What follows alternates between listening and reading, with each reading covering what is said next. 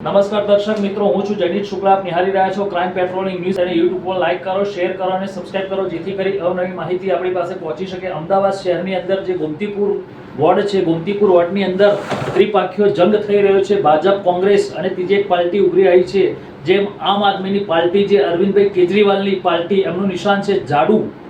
અત્યારે અમારી સાથે 4 કેન્ડિડેટ જોડાઈ ગયા છે. જનતાનો પ્રતિસાદ અમને ખૂબ જ બહોળો અને ખૂબ જ અઘરો મળ્યો છે. જે છેલ્લા ગોમતીપુર વોર્ડની અંદર 25 વર્ષના કોંગ્રેસના શાસનની અંદર જનતા ત્રાહિમામ પોકારી રહી છે. આ કોંગ્રેસે ઓનલી ફોર જનતાને લોલીપોપ જ આપ્યું છે. વિકાસના કામની વાત કરીએ તો કોંગ્રેસે ક્યારેય વિકાસનું કામ કર્યું જ નથી. અમે આજ અમારી આમ આદમી પાર્ટી જનતા સુધી પહોંચે છે. જ્યારે જનતાના અમે પ્રતિસાદ સાંભળીએ છીએ ત્યારે અમને ખબર પડે છે કે કોંગ્રેસે ખાલી પોતાનો જ વિકાસ કર્યો છે. અહીં કેટલા વર્ષથી કોંગ્રેસનું રાજ હતું? 25 વર્ષથી હતું. એક કોર્પોરેટર 10 વર્ષથી અને બીજો કોર્પોરેટર 25 વર્ષથી. એમાં પણ બે ભાગલા પડી ગયા છે.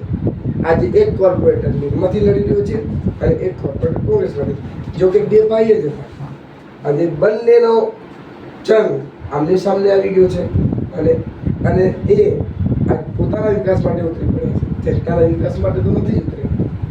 જનતા તો આજ પોકારી જ રહી છે કે આજે અમે જનતા સુધી પહોંચી ત્યારે જનતા અમને કહે છે કે અમારી આ પ્રોબ્લેમ છે, તમે દયા રાખ્યા. તો જનતાને નેતાની જ નથી ખબર કે નેતાનું નામ શું છે.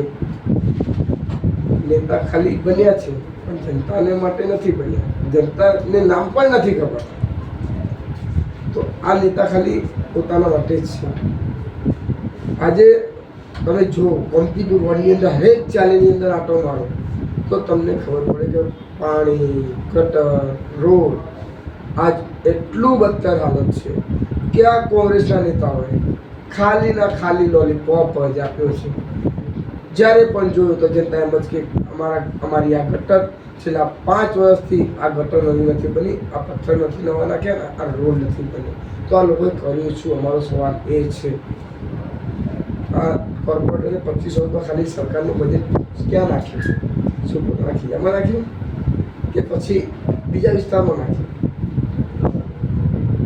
આ કોર્પોરેટરને મારો આ સવાલ છે કે ગોમતીપુર વોર્ડની અંદર આટલા વર્ષમાં વિકાસ કર્યો છું, એક વિકાસ એવો બતાવે કે અમે ગોમતીપુર વોર્ડની અંદર આ વિકાસ કર્યો છે. અમે આ કોર્પોરેટરને માનીશું.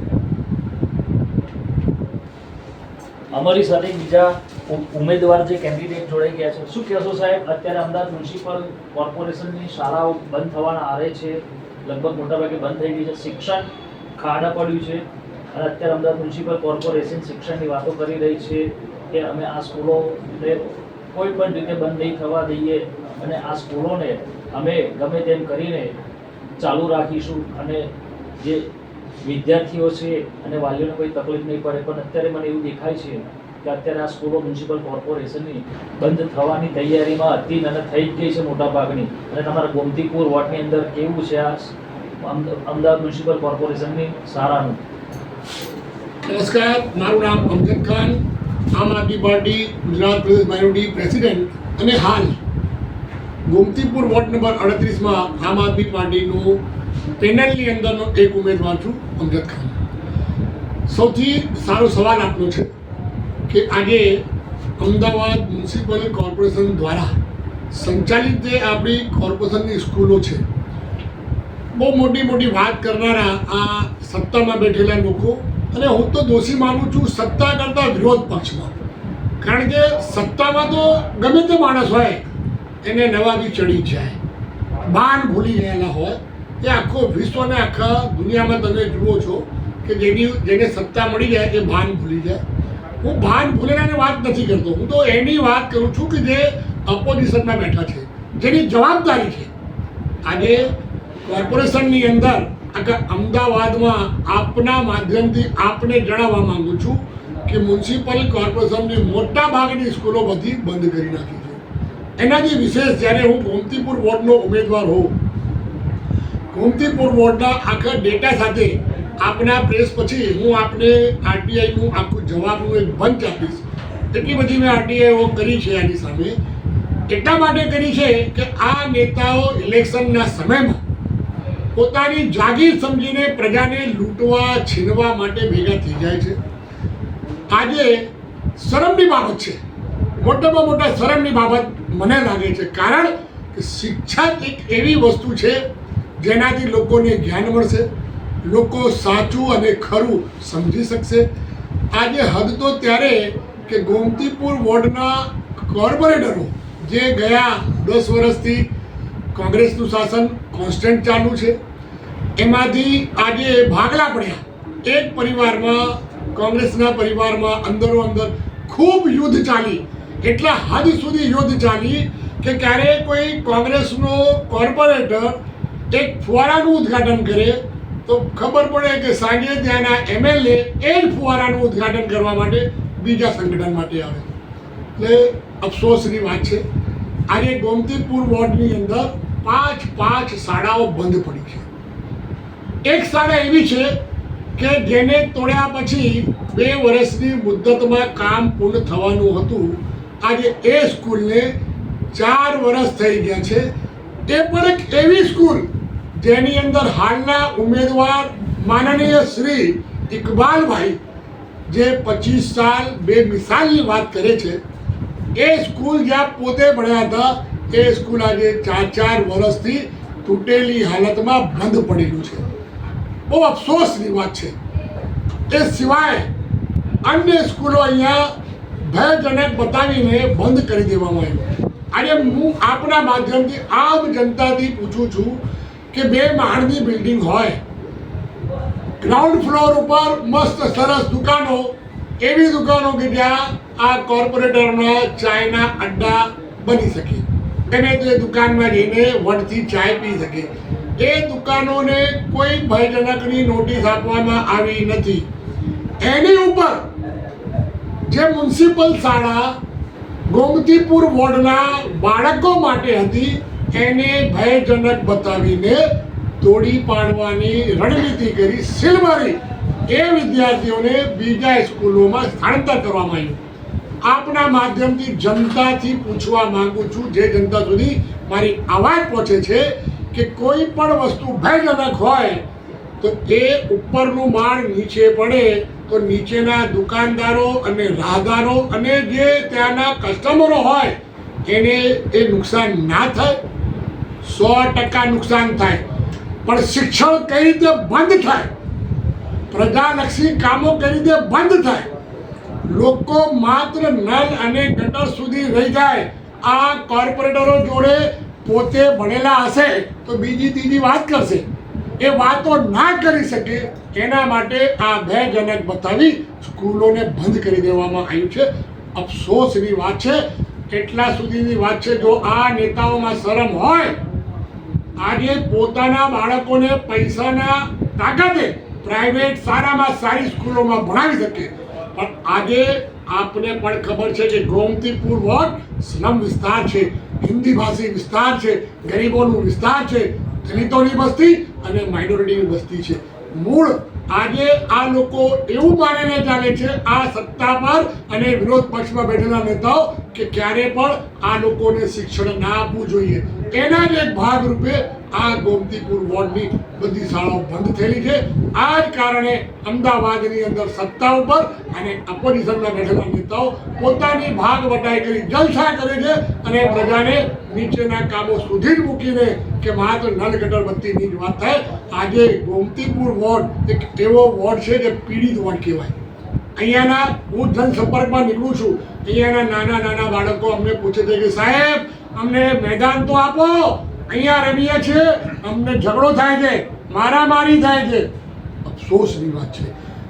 મારા નાના બાળકો મને પૂછે છે કે અમજદભાઈ અમે લોકો ક્યારે નારણપુરા ગયા હોઈએ, તમારા બાજુના વસ્ત્રાલ વોર્ડમાં ગયા હોઈએ, ત્યાં મસ્ત સરસ સ્વિમિંગ પુલ છે. મારા ગોમતીપુર વોર્ડના પ્રજા મને પૂછે છે કે અમજદભાઈ આજ દિવસ સુધી અમારા બાળકને તો ખબર જ નથી કે સ્વિમિંગ પુલ હોય છે શું. આજે લાઇબ્રેરી, એક પણ એવું કાર્ય ગોમતીપુર વોર્ડમાં આ નેતાઓ નથી કર્યા.